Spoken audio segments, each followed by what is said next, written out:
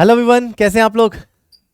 तो आज हम लोग डिस्कस करने जा रहे हैं एस्ट्रोनॉमी एनएससीए 2022 का पेपर।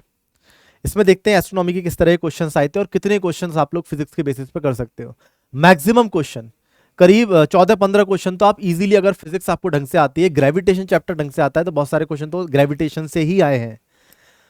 तो करीब 14-15 क्वेश्चन तो आप बेसिक फिजिक्स की नॉलेज से ही कर सकते हैं। बाकी कुछ क्वेश्चंस हाँ ऐसे भी हैं जिसके लिए एस्ट्रो की नॉलेज होगी तभी कर पाएंगे, अन्यथा नहीं कर पाएंगे। ठीक है, कुछ टर्म्स ऐसे आए हैं जिसको हम लोग देखेंगे यहाँ पर, तो वो क्वेश्चन मैं आपको बता दूंगा। तो करीब 5 क्वेश्चन ऐसे आपको दिख जाएंगे जो क्वेश्चन एस्ट्रोनॉमी के ही, प्योर एस्ट्रोनॉमी के हैं। उनको अगर छोड़ भी दिया जाए तो बाकी क्वेश्चन अगर आपसे हो जाएंगे तो आपकी बहुत अच्छी रैंक के साथ सिलेक्शन हो जाएगा। ठीक है ना, तो इसको समझिए एक बार। चलिए क्वेश्चंस देखते हैं, हम लोग स्टार्ट करते हैं। देखिए फर्स्ट क्वेश्चन क्या कह रहा है, एक बार ध्यान से समझिएगा इसको। If the perigee and the apogee of the moon's orbit are this and this kilometer respectively, then the largest diameter of the moon apparent from the earth is larger than the apparent smallest diameter by। अब क्या मतलब हुआ इस question का। अब ये आपको gravitation में पढ़ाया जाता है कि एपोजी और पेरिजी क्या होता है बच्चे। लेट्स से हम इलिप्टिकल पाथ बना लें अर्थ के अराउंड मून का। ठीक है, यहां पर मान लीजिए वन ऑफ द फोकस पे हमारे पास अर्थ है। Let's say this is earth. अब मून का जो भी डायमीटर हुआ, मून का जो डायमीटर होगा, एक्चुअल में डायमीटर तो डी ही है। लेट्स से इधर भी डी मान लिया मैंने, इधर भी डी मान लिया, पर जो उसको दिखाई देगा वो अर्थ पर से क्या एक एंगल फॉर्म कर रहा होगा। यहां पर देखो, ये हमारे पास कहलाती है एपोजी और ये कहलाता है पेरिजी। ये आपको क्लियर होना चाहिए। ये पेरिजी लोकेशन है और ये हमारे पास एपोजी लोकेशन है। जो नियर हमारे पास स्मॉलेस्ट दूरी रहती है इलिप्टिकल पाथ पर फोकस से, दैट इज पेरिजी, और लार्जेस्ट दूरी जो रहती है दैट इज एपोजी। तो ये वैल्यूज उसने हमें दे रखी हैं। अब यदि हम लोग इसका यूज करें और यहां पर एंगल्स निकालें, जल्दी से मैं ड्रॉ कर देता हूं। ये आ रहा है एक एंगल, और सेम मून का अर्थ से जब वो पेरिजी पे होगा तो एक एंगल। तो यहां पर आप देख रहे हो ये एंगल आ रहा है लार्ज और ये एंगल आएगा स्मॉल। तो यहां पे जो डायमीटर ऑब्जर्व होगा उसका वो ज्यादा होगा। यहां पर मून ज्यादा बड़ा दिखेगा हमें, और जब वो अपने एपोजी पर होगा तो छोटा दिखेगा। तो उन्होंने पूछा है the largest diameter of the moon apparent appear from the earth. Appear क्या होगा, एंगल एपियर होगा अर्थ पे। तो ये एंगल जो है लार्जेस्ट वाला स्मॉलर से कितना लार्ज है, तो हम यहां पे लिख सकते हैं कि theta L minus theta S इतना लार्ज है। स्मॉलर के रेस्पेक्ट में कितना लार्ज हुआ, परसेंटेज में अपने को निकालना है, तो इसकी वैल्यू निकाल सकते हैं अपन। तो जस्ट हमसे ये वैल्यू पूछ रहा है। तो पेरिजी भी पता है, एपोजी भी पता है, ये एंगल्स भी निकाल सकते हैं आपके लिए, इसमें कोई भी खास बात नहीं है। इसको सॉल्व कर लें अगर हम लोग, तो ये हो जाएगा theta L upon theta S minus 1 into 100। अब देखिए थीटा एल, लार्जेस्ट एंगल जो यहां पर हमारे पास सबटेंड हो रहा होगा दैट इज डी अपॉन पेरिजी की दूरी इसने कितनी दी है 362600 किलोमीटर में, और थीटा एस जो स्मॉलेस्ट एंगल होगा या फिर हमारे को जो एपोजी पर दिख रहा होगा डायमीटर, तो वो जो एंगल सबटेंड कर रहा होगा दैट इज डी अपॉन 405400। ठीक है, अगर इनका रेशियो ले लें हम लोग तो theta L upon theta S हमारे पास आ जाएगा 4054 अपॉन 3626 माइनस 1 इंटू 100। ये आ जाएगा परसेंटेज में, तो इसको अप्रोक्सीमेटली हम लोग कह सकते हैं ऑप्शंस में से ये 12% के अराउंड आ जाएगा। है ना सिंपल क्वेश्चन। अब एस्ट्रोनॉमी के नाम पे आप ये ग्रेविटेशन से सॉल्व कर सकते हैं, इसमें कोई भी खास बात नहीं है। चलिए नेक्स्ट क्वेश्चन को देखते हैं। Consider a rocky planet with atmospheric pressure of 5 million pascal या mega pascal at the surface. The radius is 5000 kilometre and the surface gravity is 7.5 metre per second square. The carbon dioxide content by mass, mass पूछा है carbon dioxide का of the atmosphere is 97% दे रखा है उसने, by mass दे रखा है 97%, and rest is mostly nitrogen, and estimate the total mass of the carbon dioxide in the planet's atmosphere. Almost 100% मास जो है वो कार्बन डाइऑक्साइड का ही है. 97% देने का मतलब ये हो गया कि आप अप्रोक्सीमेटली निकालना है, आपको वैसे भी एस्टिमेट करना है. तो आप देख रहे हो यहाँ पर जो पावर्स में डिफरेंस है वो बहुत ज़्यादा है, तो हम लगभग इसको 100% ही मान के कार्बन डाइऑक्साइड का मास निकाल सकते हैं. अब वैसे तो ये क्वेश्चन काफ़ी डिटेल में हम लोग कर सकते हैं सॉल्व. कैसे, देखिए आप एक बार. कोई भी प्लैनेट है तो यहां से आपको आइडिया होना चाहिए कि एक प्लैनेट के लिए एटमॉस्फेयर की हाइट की डेफिनेशन क्या होती है. कितने हाइट तक मेरे पास एटमॉस्फेयर होगा. उसने हमें क्या क्या दे दिया है क्वेश्चन में. उसने हमें दे दिया है कि atmospheric pressure at the surface कितना है.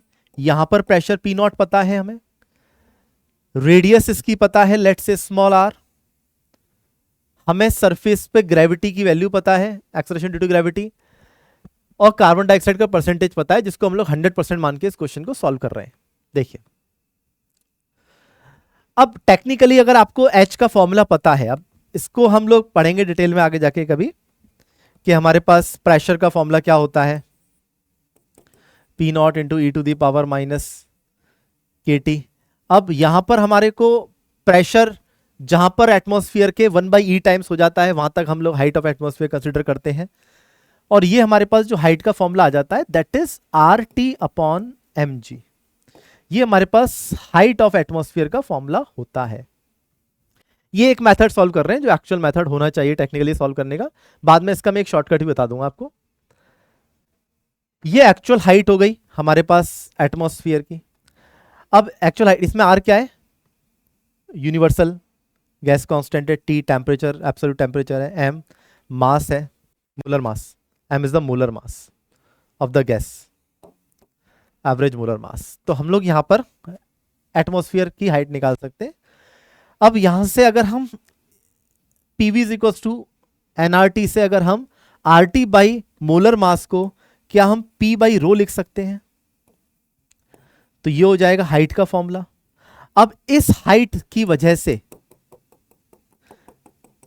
इसकी वॉल्यूम कितनी लिखी जा सकती है, जो मास होगा गैस का, क्या मैं उसको डेंसिटी इंटू वॉल्यूम कर दूं, सिंपल. देखना मतलब ये क्वेश्चन सॉल्व किया जा सकता था, इसमें ऐसे कोई खास बात नहीं है. डेंसिटी उसने लेट्स से डेंसिटी रो है, वॉल्यूम हो जाएगी, अगर मैं इसका मान लूं, ये H जो है बच्चे बहुत ज्यादा नहीं होता. अगर अर्थ के लिए भी आप देखोगे तो ये H लगभग हमारे पास 9-10 किलोमीटर आ रहा है. तो अर्थ के रेडियस के रेस्पेक्ट में ये बहुत ज्यादा नहीं होता, तो हम इसको अप्रोक्सीमेटली वॉल्यूम को लिख सकते हैं 4πr² और इनटू हाइट. तो यहां पर आप देखेंगे ये आ जाएगा मेरे पास हाइट का फॉर्मूला, अगर मैं यहां पे लगा दूं तो 4πr² इनटू रो. H का फॉर्मूला हमारे पास है प्रेशर अपॉन रो जी, रो से रो चला गया. आपको रेडियस गिवन है तो मास का फॉर्मूला आ गया 4πr² प्रेशर अपॉन जी. ये आ गया मास. आपको रेडियस गिवन है 5000 किलोमीटर्स, प्रेशर गिवन है 5 × 10⁶ पास्कल्स, और जी की वैल्यू गिवन है 7.5 मीटर पर सेकंड स्क्वायर. इसको आप पुट कर लीजिए, अप्रोक्सीमेटली हमने 100% मास कार्बन डाइऑक्साइड का ही माना है, तो आपके पास मास की वैल्यू आ जाएगी. क्या आंसर आ जाएगा इसका, 2 × 10⁻20. क्लियर है क्या. इसको आप ऐसे भी सोच सकते हैं, थोड़ा अप्रोक्सीमेटली अगर हम काम करें इस पे, तो इसका एक सॉल्यूशन ऐसे भी कर सकते हैं हम लोग कि यहां पे जो प्रेशर है वो चारों तरफ जो थ्रस्ट फोर्स लगा रहा होगा इसके ऊपर, वो होगी फोर्स होगी pressure into area. Let's say अगर कोई मास एक्सर्ट कर रहा है ये फोर्स, तो वो मास कितना होगा, हम उसको क्या F/g कर सकते हैं. तो P नॉट 4πr² अपॉन जी. तो देखेंगे आप वही कंटेंट बन गया जो अपन ने यहां पर निकाला था. तो ये वही आ गया 4πr² P नॉट अपॉन जी. तो इससे अप्रोक्सीमेटली आंसर आपका 2 × 10⁻20 आ जाएगा. अच्छा, कैलकुलेशन थोड़ी सी यहाँ पे आप वैल्यू पुट करेंगे तो लेंदी पड़ती हैं. इन्हीं कैलकुलेशंस की वजह से आपको, क्योंकि डेटा ज्यादातर जो दिया जाता है एस्ट्रोनॉमी के पेपर में, एस्ट्रोनॉमी के क्वेश्चंस का, वो एकदम प्रैक्टिकल डेटा दिया जाता है। तो प्रैक्टिकल डेटा में कैलकुलेशन थोड़ी सी लेंदी हो सकती है, इसके लिए ही आपको कैलकुलेटर, बेसिक कैलकुलेटर जो है नॉन प्रोग्रामेबल, वो आपके लिए अलाउड होता है एग्जाम में। तो उसके लिए परेशान नहीं होना है कि सर ये कैसे करेंगे एग्जाम में, अरे हो जाएगा बेटा। ठीक है, चलिए आगे बात करते हैं, नेक्स्ट क्वेश्चन की तरफ चलते हैं। प्लूटो इज नॉट कंसिडर्ड, अब ये एग्जाम्पल तो फेमस बात है, ये पता होनी चाहिए सबको कि Pluto is not considered as a planet of our solar system. अब देखिए, जो प्लैनेट्स की डेफिनेशन डिसाइड की है उसको प्लूटो सेटिस्फाई नहीं कर रहा। कहां दिक्कत आती है? क्या it does not orbit the sun? क्या प्लूटो सन को ऑर्बिट नहीं करता? ये वन ऑफ द कंडीशन है, बट और भी कंडीशंस होती हैं जिसके लिए हम प्लैनेट नाम देंगे। तो सन को तो ऑर्बिट कर रहा है प्लूटो, पर दिक्कत कहां आती है? It has not cleared the neighbourhood around its orbit. ये एक कंडीशन है, समझिएगा इस बात को। ऐसा माना गया कि जो भी हमारे पास प्लैनेट है, प्लैनेट में यदि मान लीजिए कोई हमारा मतलब ऑर्बिट है, ये लेट्स से इधर सन है, सन के अबाउट कोई भी हमारे पास प्लैनेट ले लें, तो प्लैनेट अपने आसपास वाले जितने भी हेवनली बॉडीज हैं जो बिल्कुल आसपास है नेबरहुड में, उनको अपनी ग्रेविटी से या तो अपनी तरफ खींच ले या अपने अराउंड उसको नेचुरल सैटेलाइट में कन्वर्ट कर ले, परंतु उसकी ग्रेविटी इतनी स्ट्रांग होनी चाहिए कि उसके नेबरहुड ऑर्बिट क्लियर रहे। ठीक है, तो प्लूटो कोई भी प्लैनेट है तो उसके नेबरहुड में कोई और ऑर्बिट में नहीं होना चाहिए। ये एक कंडीशन प्लैनेट की डेफिनेशन के लिए डिसाइड की गई है। तो प्लूटो उसको सेटिस्फाई नहीं कर पा रहा, क्योंकि प्लूटो की जो ग्रेविटेशनल फील्ड है वो बहुत ही वीक होती है। तो ये नेबरहुड में अपनी ऑर्बिट को क्लियर नहीं कर पाता, जिस वजह से प्लूटो को आज के टाइम में और प्लैनेट कंसिडर नहीं करते। तो इसका आंसर हो जाएगा बी पार्ट। ठीक है, तो ये इंफॉर्मेशन है, आप लोग इसको याद रखिए, ये आपके काम में आएगी, आगे भी पूछी जा सकती है। अब देखिए इस वाले डायग्राम में क्या दे रखा है। अब ये एक फिगर दे दिया, बड़ा सा क्वेश्चन दे दिया, बच्चा इसको देख के परेशान हो गया कि ये, और डेटा भी एकदम प्रॉपर दे देते हैं कि यार figure shows the various approximation to what is called the initial mass function of the stars which gives the number of the stars in the various mass ranges as a function of the logarithm of the masses, log m is equals to x. One of the shape is approximately an inverted parabola. एक shape जो है वो inverted parabola है and containing as a straight line, sorry, parabola continuing as a straight line. ये parabola है और एक straight line है। इसके बाद let the parabola equation is this and the straight line equation is, अब straight line की, ये parabola की equation है और ये स्ट्रेट लाइन की इक्वेशन दे दी है। आपसे कह रहा है if the parabolic and the linear portion joins smoothly at the point x1, y1, the unknown parameter a and c, हमें निकालना है ये a एंड c। अब ये क्वेश्चन इन्होंने एक प्रैक्टिकल डेटाज और प्रैक्टिकल ग्राफ जो आया है हमारे ऑब्जर्वेशन से, वो ग्राफ दे दिया, स्टार्स के बारे में बता दिया कि इनिशियल मास फंक्शन है। अब यहां पे बच्चा परेशान हो जाएगा कि यार ये क्या ही डेटा दे रखा है, परंतु आपसे उन्होंने बोला है कि एक पैराबोला की इक्वेशन है हमारे पास, उसमें ए दे रखा है और एक स्ट्रेट लाइन की इक्वेशन है उसमें सी दे रखा है, इनकी वैल्यूज बतानी है और ये दोनों कोइंसाइड कर रहे हैं, एक पॉइंट मतलब जस्ट टच कर रहे हैं। उन्होंने बोला है parabola continuing as a straight line, तो यहां पर x1, y1 पर ये एग्जैक्टली टच करते हुए जा रहे हैं। तो हम यहां पर बोल सकते हैं कि एक तो ये पॉइंट दोनों को सेटिस्फाई करेगा x1, y1। दूसरा मैं ऐसा बोल सकता हूं कि इस पॉइंट पर जो स्लोप होगा वो दोनों के लिए सेम होगा। तो यहां से dy/dx निकालें, यहां से dy/dx निकालें, दोनों को सेम कर दें, तो ये दो पॉइंट हो जाएंगे हमारे पास। एज इट इज सेम कर दो, x1, y1 सेटिस्फाई करा दो दोनों में और स्लोप सेम कर दो, तो आंसर आ जाएगा बस। तो लेट से यहां से मैं dy/dx कर देता हूं, तो इस इक्वेशन को लिख लेते हैं पहले हम लोग।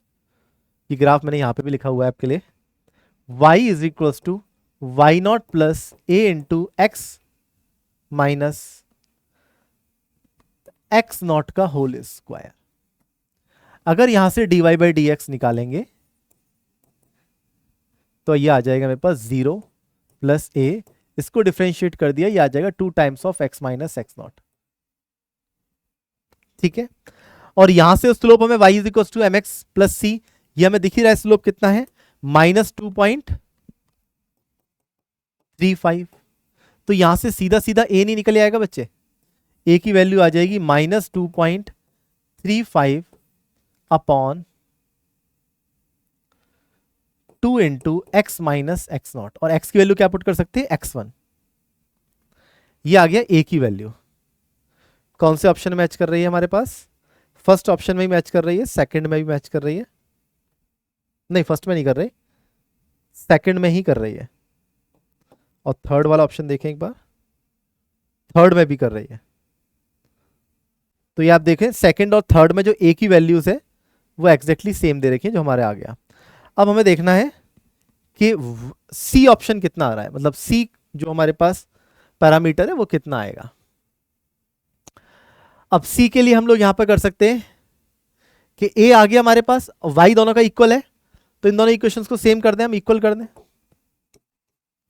तो यहां से लिख सकते हैं -2.35 x1 प्लस सी, एक्स की वैल्यू x1 डाल दी, और यहां पर लिख सकते हैं वाई नॉट प्लस ए की वैल्यू अभी हमने निकाली है -2.35 upon 2 into x1 minus x not, हमने यहां पे वैल्यू पुट कर दी है ना, x1 की वैल्यू पुट कर दी है, into x minus x not का होल स्क्वायर। यहां से सॉल्व करके इसको उधर भेज के हम लोग c निकाल सकते हैं, और c जो आ जाएगा हमारे पास वो आ जाएगा वाई नॉट प्लस, आप देखिए ये वाई नॉट रहेगा, ये उधर जाएगा, तो ये हमारे पास quantity c is equals to y not plus of,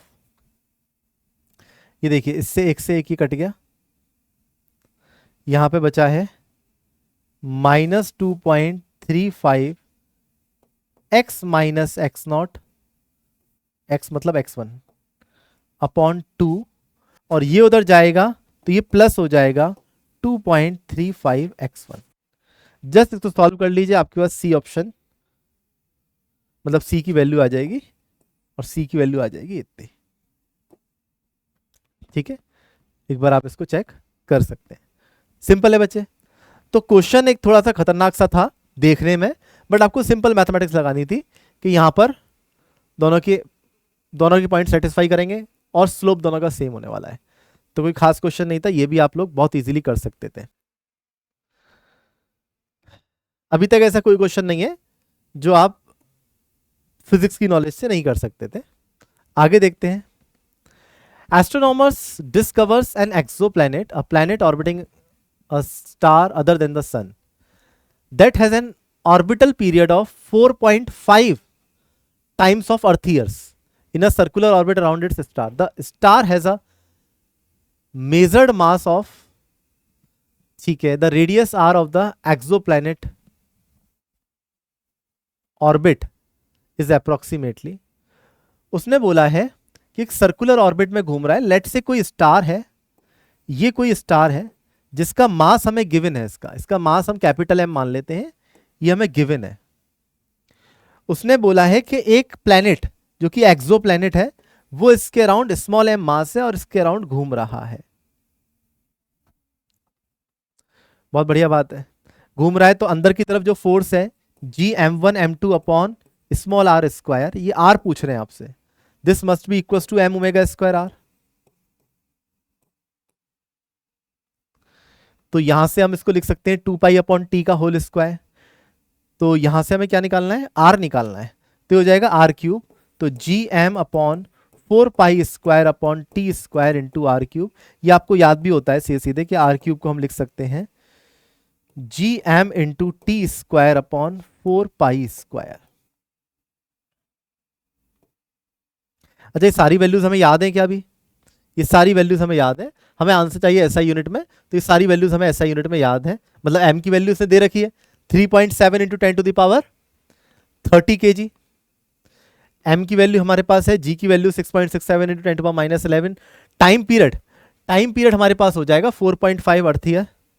देखिए 6.67 into 10 to the power -11 into mass है 3.7 इंटू 10 टू द पावर 30।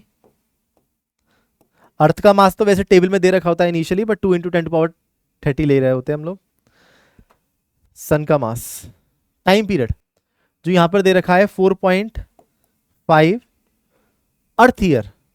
अब अर्थ का एक साल मतलब 365 डेज मतलब 24 आवर्स इंटू 60 तो ये हम लोग इस तरह से ऐसा यूनिट में कर सकते हैं,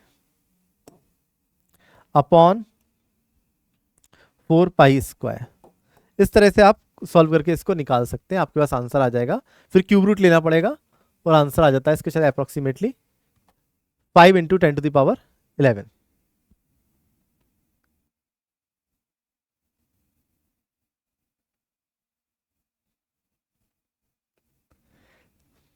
क्लियर है क्या?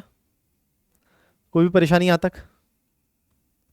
तो ये क्वेश्चन प्योर ग्रेविटेशन का है, इसमें ऐसा कुछ भी खास बात नहीं है।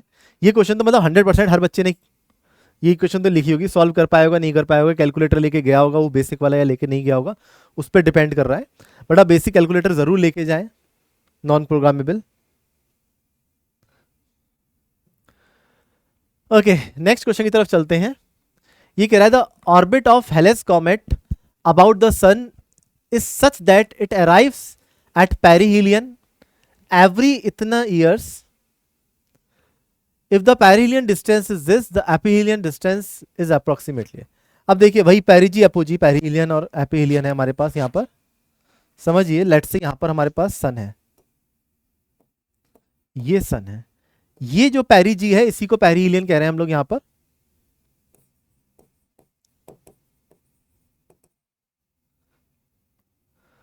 ठीक है, और ये है एपिहेलियन। तो ये आपसे कह रहा है कि पेरिहेलियन की डिस्टेंस तो आपको दे दी है, ये दे दिया है 0.586 एस्ट्रोनॉमिकल यूनिट, और आपसे कह रहा है एपिहेलियन की डिस्टेंस बताइए, मतलब ये वाली डिस्टेंस पूछ रहा है। तो ये भी ग्रेविटेशन से ही हो जाएगा हमारा सॉल्व। सारी चीजें आपको पता ही है, आपको पता है सेमी मेजर एक्सिस हमारे पास ये होती है ए, ये भी ए हो जाएगा, ये हो जाएगा हमारे पास। लेट्स से ये दूरी हमें डिस्टेंस डी दे रखी है, तो इसको ए माइनस डी दे सकते हैं। तो सन से एपिहेलियन की डिस्टेंस जो हो जाएगी, मतलब एपिहेलियन डिस्टेंस एपोजी की, वो हो जाएगी 2a माइनस डी। ये हमारे पास आंसर होगा, हमें 2a माइनस डी निकालना है। अब डी हमें गिवन है 0.586 एस्ट्रोनॉमिकल यूनिट, ए निकालना है हमें टेक्निकली। ए निकालने के लिए उसने हमें क्या दिया है, टाइम पीरियड। उसने हमें टाइम पीरियड दिया है, अगेन जो पिछला फॉर्मूला हमने यूज किया था, जस्ट ये वाला फॉर्मूला यहाँ पे टाइम पीरियड वाला फॉर्मूला हमारे पास याद भी होता है सबको।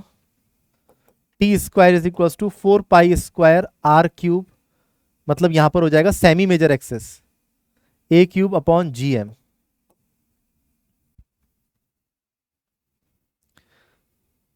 ठीक है, तो यहां पर टाइम पीरियड हमें गिवन है 75.3 ईयर्स।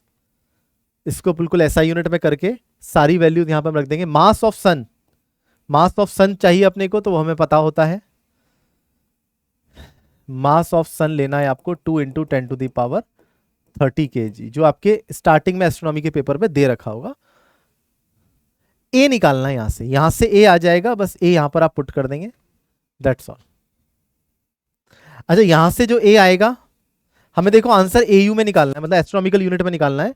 और यहां पे अगर हम सब कुछ ऐसा यूनिट में रख देते हैं तो ये ए जो आ जाएगा हमारे पास क्यूब रूट लेने के बाद वो मीटर में आ जाएगा। तो ए जो आ जाएगा हम उसको क्या करेंगे, डिवाइड कर देंगे 1.5 into 10 to the power 11 metre से। तो ये जो आ जाएगा ये एयू में आ जाएगा, फिर समझिए एस्ट्रोनॉमिकल यूनिट में आ जाएगा। सही है क्या? एस्ट्रोनॉमिकल यूनिट में आने के बाद फिर हम यहां पुट करेंगे, फिर माइनस कर देंगे, तो आंसर भी ऑप्शन भी एस्ट्रोनॉमिकल यूनिट में दे रखे हैं, तो 1 एस्ट्रोनॉमिकल यूनिट की वैल्यूज भी हमारे पास पीछे लिखी होती है और याद भी होनी चाहिए आपको। और पिछले पेपर में भी मैंने आपको बताई थी कि ये वैल्यूज याद कर लीजिए, तो आंसर आ जाएगा 35 एस्ट्रोनॉमिकल यूनिट। अगेन कैलकुलेशन है और अगेन कैलकुलेटर का यूज आपको यहां पे करना पड़ेगा, ठीक है क्या? तो ये सेम क्वेश्चन हो गया। ये वाला क्वेश्चन आप देखो, यहां पे भी हमें आर क्यूब निकालना था, G m t square upon 4 pi square. यहां पे भी हमें ये निकालना पड़ेगा, आर क्यूब मतलब ए क्यूब ही निकालना है हमें, G m t square upon 4 pi square. Cube root ले लेंगे, ए आ जाएगा, ए को अपॉन दिस कर देंगे तो ए यू में आ जाएगा, वहां पुट कर देंगे, आंसर आ जाएगा। सिंपल है, मतलब क्वेश्चन में कैलकुलेशन तो है बट ऐसा नहीं है कि अप्रोचेबल नहीं है क्वेश्चन, तो आप बहुत इजीली अप्रोच कर सकते हैं इस क्वेश्चन को। पेरिलियन, एपीलियन, ये सबको पता है, ग्रेविटेशन चैप्टर में भी आपको इसका आइडिया दिया जाता है। ये डिस्टेंसेस, इलिप्स भी आप लोगों ने पढ़ा हुआ है, बट ऐसा नहीं है कुछ इलिप्स का बहुत ज्यादा कुछ में यूज हो रहा है। सन हमारे पास एक फोकस पर है, बस यहां से दूरी अगर ये डी है तो ये a माइनस डी हो गया, इसमें प्लस a कर देंगे तो 2a माइनस डी हो गया। ये फॉर्मूला हमारे पास है। आगे बढ़ जाए। अगेन यहां पे देखेंगे, LIGO gravitational wave observatory detected the merger of the 2 black holes. ये 2 ब्लैक होल्स है जिसका मास है 30 एंड 35 सोलर मासेस, मतलब एक का मास हो जाएगा मास ऑफ सन के रेस्पेक्ट में ये 30 टाइम्स है और ये 35 टाइम्स है। 2 ब्लैक होल्स थे, 30 गुना ज्यादा मास, 35 गुना ज्यादा मास है ब्लैक होल्स का सन से। ये दोनों मर्ज हो रहे हैं तो टोटल मास कितना हो गया 30 और 35, दैट इज 65 सोलर मास के बराबर टोटल मास था, वो ऐड हुआ to form a single black hole of mass 62 solar masses. The total energy radiated away in the form of the gravitational wave in the merger. अब देखिए आप, हमारे पास total mass जा रहा था, टोटल मास जा रहा था 65 और 62 टोटल बनाया, दैट मींस मास डिफेक्ट है यहां पर, that is 65 mass of solar mass into minus of 62 solar masses. तो यहां पर आप देखो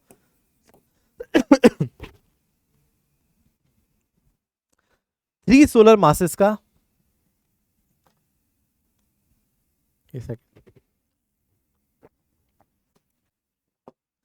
डिफेक्ट क्रिएट हुआ है, तो इसके करस्पॉन्डिंग जो एनर्जी होगी वो कितनी होगी, delta m into t square. तो 3 इंटू सोलर मास, ये आपको याद होना चाहिए, 2 इंटू 10⁻30 हो जाएगा ये, इंटू सी की value 3 into 10⁸ metre per second का स्क्वायर। ये तो सिंपल है, कैलकुलेशन भी नहीं है इसमें कुछ। ये हो जाएगा 3 का स्क्वायर 9, 9 आ जाएगा और ये आ जाएगा 6, 9 6 54, 54 इंटू 10⁻16 हो जाएगा ये, और ये हो जाएगा 30, तो 10⁻46 हो जाएगा। तो ये आ गया सीधे सीधे 5.4 इंटू 10⁻47, यहां पॉइंट लगा देंगे तो 10⁻47 हो जाएगा। तो ये टोटल एनर्जी आ गई जूल में।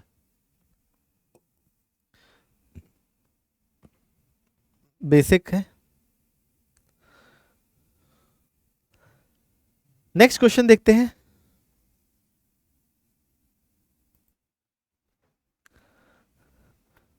अब देखिए, इन्होंने इसमें 2 स्टार्स ऑफ मास है, MA and MB has a radius this and this.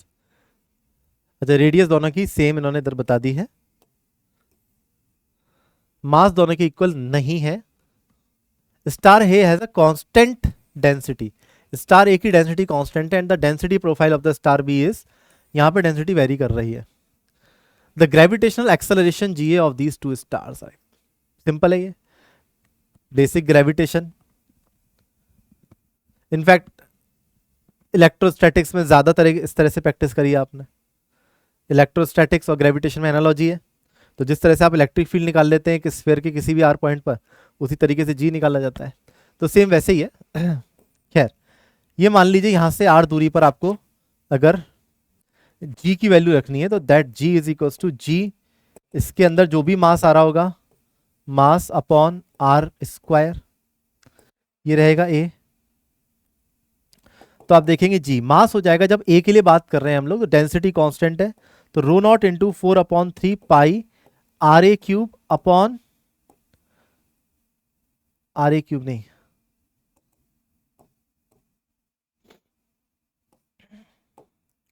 Are cube upon are square.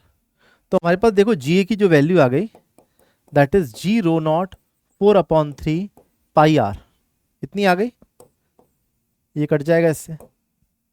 अब देखिए इसके लिए जहां पे डेंसिटी वेरी कर रही है, इसके लिए आपको मास निकालना पड़ेगा कि यहां तक मास कितना आ रहा है। तो मास कैसे निकालेंगे, यहां पर मान लीजिए डी आर थिकनेस का आपने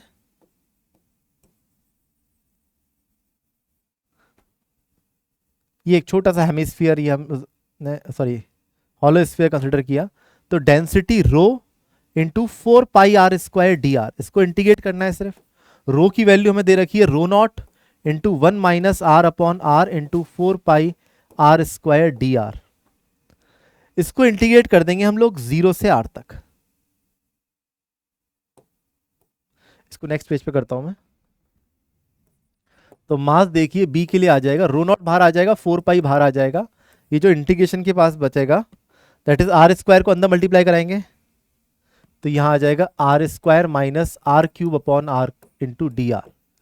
ये 0 से r तक अगर इंटीग्रेट कर दिया मैंने, तो ये आ जाएगा rho not 4 pi R cube by 3 minus R की पावर 4 अपॉन आर, ये आ जाएगा। ये मास आया है, परंतु जो ग्रेविटेशनल फील्ड होगी that is G M upon are square.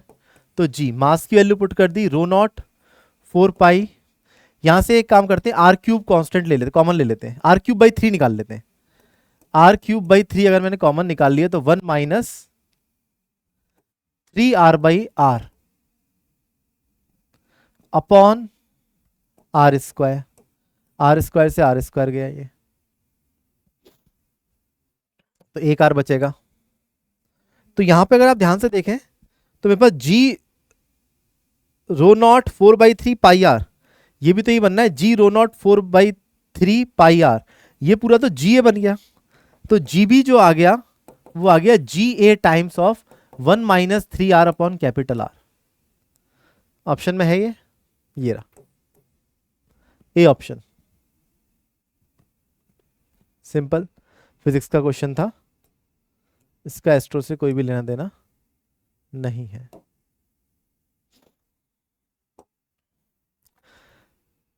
Imagine a large asteroid of the circular disk shape with diameter d and the thickness 2 kilometre. The magnitude of the gravitational acceleration,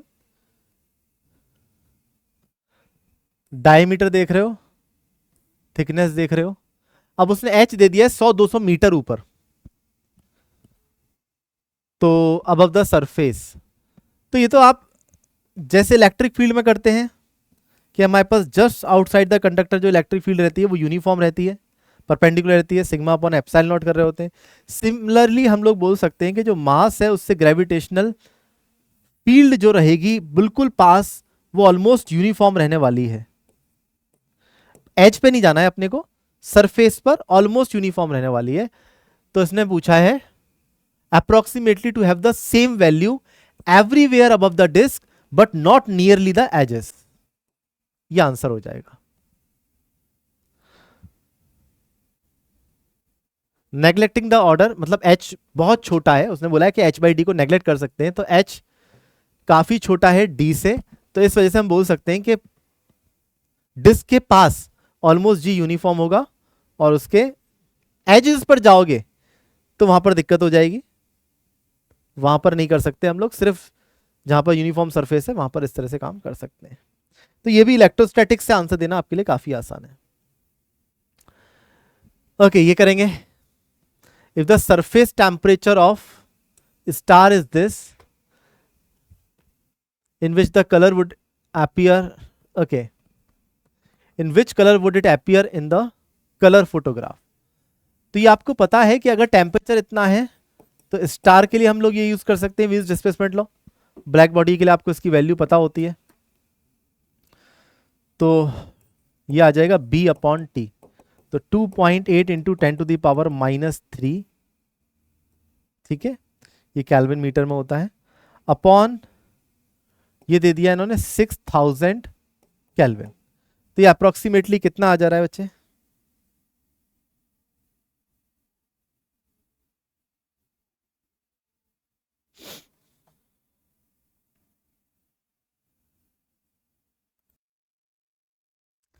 ये आ जा रहा है approximately 0.466 into 10⁻⁻6। इसको हम लिख सकते हैं, ये तो मीटर में हो गया, तो लिख सकते हैं 466 10⁻⁻9 हो जाएगा नैनोमीटर। अब ये वेवलेंथ कितनी किसकी होती है हमारे को ये थोड़ा सा आइडिया होना चाहिए। तो आपको पता है कि 390 या 400 नैनोमीटर से 700 नैनोमीटर तक हम लोग बोलते हैं विजिबल रेंज है हमारे पास, जो कि यहाँ पर हो गया वॉयलेट और यहाँ पे हो गया रेड। तो इसके पास जो हमारे पास कलर्स होंगे, तो इन ऑप्शंस में से हम लोग देखेंगे तो ब्लू। बाकी मैंने आप लोगों के लिए टेबल भी डाल दी है जिसमें आप देख सकते हैं कि अलग अलग जो वेवलेंथ्स है वो किस तरह से, हम रेड की 700 के आसपास ले रहे हैं और वॉयलेट की 400 के आसपास ले रहे हैं। तो बाकी कौन से कलर्स की क्या वेवलेंथ होती है थोड़ा थोड़ा आप आइडिया ले सकते हैं। यहाँ पर जो मिड कलर होता है वो येलो होता है वेवलेंथ वाइज। अगर मीन कलर देखेंगे तो हमारे पास येलो रहता है। बाकी हमारे पास इस क्वेश्चन का आंसर हो जाएगा ब्लू, वॉयलेट के पास वाली वेवलेंथ है। नेक्स्ट क्वेश्चन की तरफ चलते हैं बच्चे। The planet of the mass m is in the circular orbit of radius r around the star of the mass m and the radius r. By some physical process the star instantaneously shrink to the black hole of same mass. अब देखो एक मास m है, इसके around late से एक planet है small m मास का, ये रोटेट कर रहा है, इसकी ऑर्बिट है r. The final orbit of the planet will be. अब ये सारा डेटा देख के उसने कहा कि अगर अचानक से हमारे पास ये मान लीजिए ये पॉइंट मास में कन्वर्ट हो जाए, ब्लैक होल हो जाए, तो क्या इसके श्रिंक होने से, इंस्टेंटेनियसली श्रिंक होने से, क्या इसकी रफ्तार जो कि ऑर्बिटल स्पीड √gm/r के अराउंड होगी, क्या ये बदलेगी? क्या स्मॉल r बदल रहा है? नहीं बदल रहा। मतलब आप समझिए, ना तो रफ्तार बदल रही ना मास बदल रहा, मास जस्ट श्रिंक हुआ है। हम लेते ही वैसे सेंटर से हैं दूरी, तो डिस्टेंसेस अगर सेंटर से नाप रहे हैं तो स्मॉल r भी चेंज नहीं होगा। तो same circular orbit of radius r में ही ये प्लैनेट भी घूमता रहेगा। तो जस्ट अचानक से ये मास श्रिंक हुआ तो इस प्लैनेट के ऑर्बिट रेडियस में कोई भी फर्क नहीं पड़ने वाला, क्योंकि ऑर्बिटल वेलोसिटी चेंज नहीं हो रही, इसको चेंज होने का कोई रीजन ही नहीं है। मास तो चेंज हो ही नहीं रहा, जस्ट श्रिंक हो रहा है। जी यूनिवर्सल ग्रेविटेशनल कांस्टेंट है हमारे पास, तो r हमारे पास कांस्टेंट ही रहने वाला है। Next, the photospheric radius of the sun. Photospheric radius मतलब सन हमें जो दिखाई दे रहा होता है, ठीक है, जितना बड़ा दिखाई दे रहा होता है उसकी रेडियस, जो विजिबल सन होता है उसकी रेडियस हमारे को दे रखी है। The rotation period of the sun at the solar equator is 24 days. Sun मान लीजिए सन घूम रहा है जिसका हमें टाइम पीरियड गिवन है 24 डेज में घूम रहा है, तो इसका ओमेगा वगैरह निकाल सकते हैं आप लोग 2π/t से। The end region of the solar equator of the solar disc के जो एंड रीजन्स होंगे are simultaneously separated observed by using the H alpha filter of the mid wavelength. इस वेवलेंथ से हम एंगस्ट्रॉम, मतलब है हमारे पास 6563 एंगस्ट्रॉम, इससे हम ऑब्जर्व कर रहे हैं। तो difference in measured wavelength between the observation at the two edges.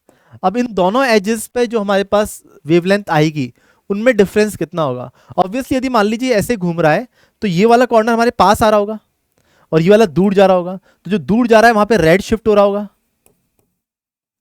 और जो पास आ रहा है वहां पे ब्लू शिफ्ट हो रहा होगा। तो हमें यहां पर चेंज इन वेवलेंथ पता पड़ेगा, delta lambda upon lambda is equal to v/c। v को हम लोग निकाल सकते हैं ओमेगा r से, ओमेगा पता है और इसकी रेडियस भी हमें गिवन है, तो ओमेगा r से वेलोसिटी निकाल सकते हैं। स्मॉल r ले ली मैं, तो ओमेगा r वेलोसिटी हो गई upon c delta lambda by lambda. तो समझिएगा एक बार, ये पॉइंट हमारे दूर जा रहा है, तो वेवलेंथ यहां पे घटी होगी बाई डेल्टा लैम्डा। आप लैम्डा की वैल्यू पुट कर देंगे यहां पर। इसको सॉल्व करने के लिए आप क्या करेंगे, delta lambda upon lambda, lambda की वैल्यू हमारे पास है 66563 इंटू 10⁻⁻10 एंगस्ट्रॉम। ओमेगा की वैल्यू 2π/t से पुट कर देंगे। रेडियस हमें सीधा सीधा गिवन है, सी की वैल्यू 3 इंटू 10⁸। यहां से जो डेल्टा लैम्डा आया, ये आप समझिए ये इसमें माइनस हुआ होगा और यहां पर डेल्टा लैम्डा प्लस हुआ होगा। तो उन्होंने पूछा है कि डिफरेंस कितना आने वाला है इसमें, तो डिफरेंस क्या ट्वाइस ऑफ डेल्टा लैम्डा का दिख रहा है आपको। अगर इन दोनों में डिफरेंस कर देंगे तो यहां पर डेल्टा लैम्डा से बढ़ा है, यहां पर डेल्टा लैम्डा से घटा है, तो जो डिफरेंस आ रहा है दोनों वेवलेंथ में, जो डिफरेंस आ रहा है वो ट्वाइस ऑफ डेल्टा लैम्डा के बराबर होगा। तो यहां से बस एक तरफ से डेल्टा लैम्डा निकाल लीजिए, उसका डबल कर दीजिए, आपके पास आंसर आ जाएगा। ठीक है, ये मैंने आपको डॉपलर शिफ्ट का फॉर्मूला लास्ट क्लास में बताया था, आप इसको याद कर लीजिए। जब भी नॉन रिलेटिविस्टिक वेलोसिटी होगी तब ये डॉपलर शिफ्ट का फॉर्मूला वैलिड है, और जब वेलोसिटी रिलेटिविस्टिक पहुंच जाएगी वहां पर हमारे पास दूसरा फॉर्मूला आएगा, मतलब वहां पे इसका मेन फॉर्मूला आ जाता है। ये तो अप्रोक्सीमेशन वाला फॉर्मूला है। Okay, according to the Wien's displacement law, the wavelength of the peak emission of from the body is inversely proportional to the two stars A and B with the surface temperature of 300 Kelvin and 6000 Kelvin। Temperature यहां पे आप देख रहे हो double किया है, they are of the equal radius. The correct statement about the radiation emitted by the two stars. ठीक है, तो अभी हमने 6000 के लिए बताया था कि ब्लू हमारे पास वेवलेंथ आ रही थी, lambda m into t is equal to b होता है, तो lambda m is equal to b by t. यहां से हमारे पास जो आया था अभी अभी हम निकाला था, लेट से 470 आ रहा है। ठीक है, तो अगर टेम्परेचर को आधा करा, हमने 6000 के लिए निकाला था, अगर ये 6000 एंगस्ट्रॉम है तो उसके लिए हम लोग निकाल चुके थे। अगर हम 3000 करेंगे मतलब टेम्परेचर को आधा करोगे तो लैम्डा एम डबल हो जाएगा। तो 6000 के लिए एंगस्ट्रॉम, 6000 केल्विन के लिए हमने देखा 470 एंगस्ट्रॉम आ रहा है, सॉरी नैनोमीटर आ रहा है, और 3000 केल्विन के लिए इसका डबल हो जाएगा। डबल मतलब 940 नैनोमीटर आ जाएगा। तो 940 तो वैसे ही विजिबल से बाहर चला गया, ये इंफ्रारेड हो गया। तो ये क्या था हमारे पास, ए और बी। बी में तो विजिबल रेंज आ रही है जो कि हमें ब्राइट दिखेगा, तो B will look brighter than A in infrared. A infrared में जाने वाला है। क्लियर, ये वीन्स डिस्प्लेसमेंट लॉ से इजीली सॉल्व हो जाता है, इसमें कोई खास बात नहीं है। नेक्स्ट क्वेश्चन आगे बढ़ते हैं। A projectile is launched horizontally with the speed v not which is less than escape from the height h above the earth surface. Earth surface के भी h हाइट अबव से कोई ऑब्जेक्ट फेंक दिया है। Considering the earth curvature and non uniform gravitational field, मतलब practicality की तरफ जा रहे हैं ये। आपको कर्वेचर भी काउंट करना है और ग्रेविटी का वेरिएशन भी मानना है। Viewed from the space approximately the shape of the trajectory is, तो प्रैक्टिकली जो शेप होती है वो तो इलिप्स होती है ना। हम लोग तो अर्थ को फ्लैट मानते हुए जब प्रोजेक्टाइल मोशन कर रहे होते हैं तो इसको पैराबोला निकाल देते हैं, जहां पे हम जी का वेरिएशन भी काउंट नहीं कर रहे होते। बट जब आप अर्थ का कर्वेचर भी काउंट कर रहे हैं और जी का वेरिएशन भी काउंट कर रहे हैं तो फिर तो ये इलिप्टिकल पाथ में जाएगा। ठीक है ना, कैपलर्स लॉ। फिर तो कोई भी बॉडी होगी जो अर्थ, जो जी है वो वेरी कर रहा है towards the centre of the earth ही लगने वाला है हमेशा, तो फिर तो वो इलिप्टिकल पाथ में ही जाने वाला है। तो ये तो लॉ ऑफ ऑर्बिट ही हो गया सीधा सीधा। नेक्स्ट क्वेश्चन देखते हैं जल्दी से।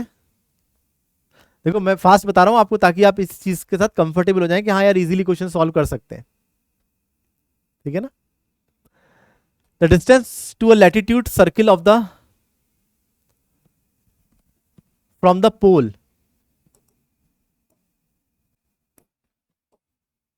लेट से मान लीजिए पोल है, the distance of the latitude circle, एक लैटिट्यूड मान लेते हैं, ये रहा एक latitude from the pole is equal to R theta. R theta ये डिस्टेंस उसने दे दी है R theta, where theta is the colatitude. Colatitude क्या होता है, उसने ये थीटा दे दी, लैटिट्यूड होता है हमारे पास ये फाई, तो कोलैटिट्यूड क्या होता है 90 माइनस लैटिट्यूड होता है technically. Colatitude complement of latitude होता है, ठीक है ना। Colatitude is a complement of latitude, ऐसे याद कर लीजिए। 90 माइनस लैटिट्यूड को कोलैटिट्यूड हम लोग कह रहे हैं। तो हमारे पास इक्वेटर से होता है लैटिट्यूड, वहां से पोल से कोलैटिट्यूड हो गया 90 माइनस लैटिट्यूड कर दिया हमने, equals to in the all direction. तो ऑब्वियसली ये डिस्टेंसेस इक्वल रहेंगी सभी डायरेक्शन में। For latitude circle the ratio of the circumference of the ratio of the circumference to the diameter along the surface. तो इस लैटिट्यूड सर्किल का अगर circumference निकालना है तो इसकी जो रेडियस रहेगी, ये आर है ये थीटा है, तो आर साइन थीटा रहेगी, तो इसका जो सर्कमफ्रेंस आ जाएगा वो आ जाएगा 2 पाई आर साइन थीटा। और डायामीटर उसने बोला है कि अलोंग द सरफेस लीजिए, तो वो आ जाएगा 2 आर थीटा। अगर इसको आप डिवाइड कर देंगे तो हमारे पास, अगर इक्वेशन 1 और इक्वेशन 2 को डिवाइड कर दिया, रेशियो लिया, तो 2 से 2 कट जाएगा, आर से आर कट जाएगा, pi sine theta upon theta. B will be the right answer. देख लीजिए एक बार इसको। नेक्स्ट आगे बढ़ते हैं। इफ द मून टेक्स, अब ये इंफॉर्मेशन बेस्ड क्वेश्चन हो गया प्रॉपर। मान लीजिए एक क्वेश्चन आपको छोड़ना भी पड़े तो कोई दिक्कत नहीं है उससे। अब new moon to new moon जो हमारे पास मून टाइम लेता है दैट इज 29.53 डेज। इसके डिटेल में आपको जाने की जरूरत नहीं है, आपको छोड़ना है छोड़ सकते हैं। एक 2-3 क्वेश्चन आप ऐसा मान लीजिए कॉन्फिडेंस आने के लिए, आप ऐसा सोच लीजिए कि यार मैं एस्ट्रोनॉमी के 3 क्वेश्चन तो ऐसे फैक्चुअल बेस्ड आ जाएंगे, ऐसे टर्म्स आ जाएंगे जो आप नहीं कर पाओगे, तो 3 क्वेश्चन तो मैं छोड़ के आऊंगा। तो जब क्वेश्चन छूट रहे होंगे, 1-2 क्वेश्चन आपसे नहीं होंगे, तो कॉन्फिडेंस नहीं टूटेगा आपका कि यार नहीं हो रहे क्वेश्चंस। तो कॉन्फिडेंस मेंटेन रखने के लिए आप मेंटली मान सकते हैं, कोई प्रॉब्लम नहीं है, क्योंकि 2-3 क्वेश्चन आपको अगर एस्ट्रोनॉमी पूरी नहीं आती है, वर्नल इक्विनॉक्स के अराउंड आपको चीजें नहीं पता है, तो मैं आपको बताता हूँ कि 27.32 डेज लेता है मून वर्नल इक्विनॉक्स के अक्रॉस, और new moon to new moon हमारे पास जो टाइम पीरियड रहता है वो रहता है 29.53। तो दिस इज लेस देन 29.53, ये लेस होता है, इसलिए ए आंसर होगा। क्या इस क्वेश्चन के बारे में अभी डिटेल में हम लोग नहीं जा रहे हैं, ठीक है, क्योंकि बिल्कुल कोर एस्ट्रोनॉमी का क्वेश्चन हो गया, पूरा आपको चीजें दिखानी पड़ेंगी। यहां पे भी आप देखिए पूरे टर्म्स उसने यूज कर लिए। यहां पे आपको फिजिक्स के बेसिस पर नहीं कर पाएंगे, आपको पूरी इंफॉर्मेशन अगर आपको फिजिक्स मतलब एस्ट्रोनॉमी की होगी तभी कर पाएंगे। अगेन ये क्वेश्चन में आप देख रहे हो क्या दे दिया इसने, लैग्रेंजेस पॉइंट। अब लैग्रेंजेस पॉइंट क्या होते हैं, लैग्रेंजेस नाम है साइंटिस्ट का, जिन्होंने मैथमेटिकली कुछ हमारे यूनिवर्स मतलब अर्थ और सन सिस्टम में, 2 बॉडी सिस्टम मतलब अर्थ और सन सिस्टम में हम लोग बात करें तो लैग्रेंजेस पॉइंट कुछ फाइंड करे जहां पर एक तरीके से ऑर्बिट में पार्किंग पॉइंट्स हैं, जहां पर हम लोग अपनी सैटेलाइट्स वगैरह को पार्क कर सकते हैं और वो अर्थ और सन के साथ साथ रोटेट करेंगी। मतलब वहां पर जो ग्रेविटेशनल पुल होता है, दोनों का नेट ग्रेविटेशनल पुल जो होता है वो सफिशिएंट है उस एक पॉइंट पर उसको साथ में रोटेट करवाने के लिए। तो कुछ ऐसे पॉइंट्स होते हैं, तो कैसे होते हैं मैं एक बार दिखा देता हूं आपको, बहुत ज्यादा इसमें परेशान नहीं होना है आपको। देखिए ये हमारे पास सन है और इधर है अर्थ। तो ये मैथमेटिकली 5 कोऑर्डिनेट होता है हमारे पास, L1 L2 L3 L4 L5, ठीक है। कुछ स्टेबल रहते हैं, कुछ अनस्टेबल, इक्विलिब्रियम में हमारे पास कुछ पॉइंट्स होते हैं जहां पर नेट ग्रेविटेशनल फील्ड जो होती है सफिशिएंट होती है। या मान लो पार्किंग प्लॉट है, ये पार्किंग स्लॉट है जहां पे हम सैटेलाइट जाके प्लॉट कर सकते हैं, हमने कर भी रखी है। L2 हमारे लिए सबसे ज्यादा इंपॉर्टेंट पॉइंट रहता है जहां पे हमारी एक सैटेलाइट पहले से ही पार्क्ड है जो इस तरफ से रेडी, ये साथ में घूम रहा होगा, ये पूरा सिस्टम साथ में चल रहा होगा, ये अपना पोजीशन चेंज नहीं कर रहा होगा इनके रेस्पेक्ट में। मतलब थोड़ी देर बाद अगर ये सिस्टम घूमेगा पूरा तो L2 भी इधर आ जाएगा, अर्थ भी इधर आ जाएगी, सन के अराउंड ये सब एज इट इज घूमते रहेंगे। तो यहां पर नेट ग्रेविटेशनल पुल जो होता है वो सपोर्ट करता है सिर्फ यहीं रहने के लिए, रिलेटिवली इनको कहीं नहीं जाना है। तो ऐसे 5 पॉइंट्स मिलते हैं, इनको नाम दिया लैग्रेंज ने, मैथमेटिकली निकाला था लैग्रेंजेस पॉइंट। अब इन पांचों का हमारे पास, उसने पूछा है टोटल 6 होते हैं क्या, नहीं टोटल 5 होते हैं क्या, बिल्कुल सही बात है, ये मल्टीपल है। Locations where the net force gravitational force, अगर हम उसी के फ्रेम में बात करेंगे तो सेंट्रीफ्यूगल लगा देंगे तो नेट फोर्स 0 हो जाएगी। तो ऑब्वियसली अगर सूडो फोर्स लगाएंगे आप तो नेट फोर्स पर बैठ के 0 आ जाएगी। उन्हीं लोकेशंस पे बैठ के अगर नेट फोर्स आप देख रहे हैं तो ग्रेविटेशनल प्लस सेंट्रीफ्यूगल मिलके नेट फोर्स 0 हो जाएगी। Last, locations where the effective potential is 0, नहीं पोटेंशियल कैपिटल कहीं भी, पोटेंशियल तो डिफरेंस की वैल्यू होती है ना। नेक्स्ट, टाइडल फोर्स, सन का मास काफी ज्यादा है बट टाइडल फोर्स के बारे में आप थोड़ी सी बात समझिए। Tidal force is proportional to mass, परंतु दूरी के क्यूब के इनवर्सली प्रोपोर्शनल होती है डिस्टेंस के।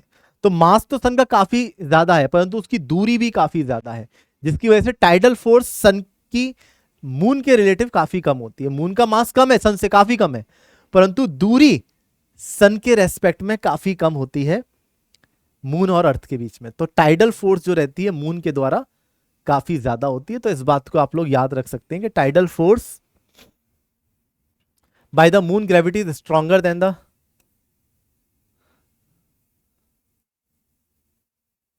Tidal force at the surface of the earth by moon gravity is strong. Moon की ग्रेविटी स्ट्रॉन्ग नहीं होती बट अर्थ के ऊपर जो लग रही होती है वो सन के रिलेटिव ज्यादा लग रही होती है। दूसरा, is proportional to the 1/r³ of the distance of the sun centre mass. ठीक है। Next, geosynchronous satellite. अब ये भी आपने हो सकता है ग्रेविटेशन पढ़ा हो, जियो स्टेशनरी तो पढ़ा ही होगा। Geostationary is the geosynchronous satellite, एक special type of geosynchronous satellite है जो अर्थ के साथ सिंक में घूमती हैं। वो सारी सैटेलाइट्स जियो सिंक्रोनस सैटेलाइट होती है। जियो स्टेशनरी उसका एक स्पेशल केस है जो इक्वेटर के अराउंड घूम रही होती है। ठीक है, परंतु ऐसा जियो सिंक्रोनस के साथ ऐसा कोई कंपलसरी नहीं है कि उसको इक्वेटर के अराउंड ही आपको रोटेट करवाना है सैटेलाइट को। जियो सिंक्रोनस का मतलब ये हो गया कि सिर्फ इसका भी टाइम पीरियड साहब 24 आवर्स ही रहना है, अर्थ के साथ ये साथ में घूमी, बस इतना सा कंडीशन है। बाकी इसका इंक्लिनेशन हो सकता है अर्थ की ऑर्बिट के साथ, बिल्कुल हो सकता है, कोई परेशानी वाली बात नहीं है, उसमें होता ही है। ठीक है, तो which can have any inclination और synchronised with the rotation of the earth. इन्होंने लास्ट पॉइंट बोला है which can only be above the equator. ये जियो स्टेशनरी होती हैं जो only be above the equator होती है। ठीक है ना, तो जियो सिंक्रोनस का एक स्पेशल केस है जियो स्टेशनरी। ओके, ये भी आपको याद रखने वाली बातें हैं। Retrograde motion of the planet. Retrograde motion हो गया मतलब हम एक प्लैनेट से, ये तो देखिए सन के अबाउट अगर देख रहे हैं तो सारे प्लैनेट्स इलिप्टिकल पाथ में घूम रहे हैं, परंतु एक प्लैनेट के बैठ के हम दूसरे प्लैनेट को देख रहे हैं, जैसे अर्थ से हम मार्स को देख रहे हैं, तो उसका मोशन जो होगा वो रेट्रोग्रेड मोशन होता है। और रेट्रोग्रेड मोशन किस वजह से होता है?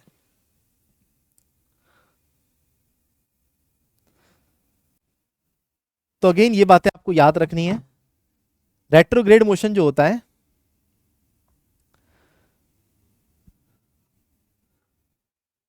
क्या ये एपीसाइक्लिक मोशन की वजह से होता है? नहीं। Arises from the projection of the planet's motion on the sky plane. जो एक प्लैनेट के रेस्पेक्ट में जो प्रोजेक्शन आ रहा होता है उसी की वजह से होता है। Is exhibited only by the inner planets. नहीं, जैसे हम लोग मान लीजिए सन है, मरकरी है, वीनस है, अर्थ है और मार्स है, हम लोग यहां से देख रहे हैं, तो अर्थ से देखने पर आपको वीनस का और मार्स का दोनों का मोशन एक रेट्रोग्रेड मोशन के फॉर्म में दिखेगा। वो आपको इलिप्टिकल पाथ नहीं दिखेगा जब अर्थ से आप वीनस को देख रहे हैं। ऑब्वियसली सन से आप देखेंगे तो सारे एक इलिप्टिकल पाथ में चल रहे होंगे, परंतु अर्थ से आप वीनस को देखें, अर्थ से आप मार्स को देखें, तो उनका जो मोशन होगा वो एक इलिप्टिकल पाथ नहीं होगा। उसी मोशन को रेट्रोग्रेड मोशन बोला जा रहा है। ठीक है, ऐसे करके ये ऐसे करके चल रहे होंगे। shows that the planets are not moving in the same angular speed, ये बात भी बिल्कुल ठीक है। रेट्रोग्रेड मोशन अलग अलग होता है सब प्लैनेट्स का, इसकी वजह से हम बोल सकते हैं कि सबका ओमेगा सेम नहीं होता। अगर ओमेगा सबका सेम होता तो रिलेटिवली वो सेम ही पोजीशन पे हमें कई बार दिख रहे होते। तो ये सारे क्वेश्चंस हैं बच्चे एस्ट्रो के जो अपने को देखने थे 2022 के पेपर में। यहां से बहुत सारे क्वेश्चन देखे, लास्ट के क्वेश्चन को देख के परेशान मत होना कि सर लैग्रेंजेस क्या होता है, सर मून का rotation new moon to new moon कितने डेज का रोटेशन होता है, ये कैसे निकालेंगे, इन सब चीजों से परेशान नहीं होना। इक्विनॉक्स क्या होता है सर, कुछ टर्म्स तो मैं कह रहा हूं कि एस्ट्रो के आएंगे प्योर। अब आपने 3 क्वेश्चंस ऐसे देखे, रेट्रोग्रेड वाला, लैग्रेंजेस वाला और वर्नल इक्विनॉक्स वाला, जो आपको प्योर डेटाबेस क्वेश्चन थे, मतलब जो एस्ट्रो के प्योर क्वेश्चंस है, फैक्चुअल। आपको पता होंगे तो आप कर पाओगे, अगर नहीं पढ़ा तो नहीं कर पाओगे। बट बाकी क्वेश्चन, अगर मान लीजिए 20 क्वेश्चन है तो 20 में से अगर आपने 17 क्वेश्चन कर दिए, 16 क्वेश्चन कर दिए सही, बहुत अच्छी बात है बच्चे। आप उन 3 क्वेश्चंस कैसे कर सकते हैं, तो वो अगर आप ये पीवाईक्यू थॉरोली समझ रहे हैं और जो क्वेश्चन रिपीट हो रहे हैं उनको याद रख रहे हैं, तो वो 3-4 क्वेश्चन भी आप कर पाएंगे, सारे क्वेश्चंस आप कर पाएंगे। अब वो आपकी मेमोरी पर डिपेंड करता है, ठीक है। तो चलिए ये हो गया 2022 का पेपर। नेक्स्ट हम लोग करेंगे 2021 का पेपर, ठीक है। चलिए बाय बाय, मिलते हैं नेक्स्ट क्लास में। थैंक यू, बाय बच्चों।